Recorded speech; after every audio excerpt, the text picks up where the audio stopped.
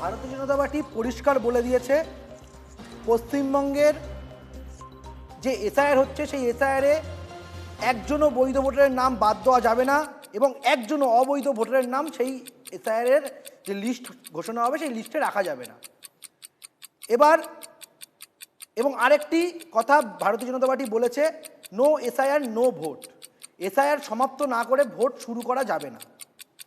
তো আমাদের কাছে ক্লিয়ার কারা থাকলো না সেটাকে মানুষের সামনে তুলে ধরতে হবে এবং সেটাতে যদি প্রবলেম থাকে তৃণমূল কংগ্রেসের মুখপাত্র বললেন যে অনেক ধারার কথা বললেন, অনেক আইনের কথা বললেন, ওনাদের কাছে তো ফ্রি উকিল রয়েছে। এখন আমি তাদেরকে অনুরোধ করব তিনি সুপ্রিম কোর্টে যাক, গিয়ে এই নিয়ে দাবি করুক, বাংলার মানুষের জন্য কথা বলুক।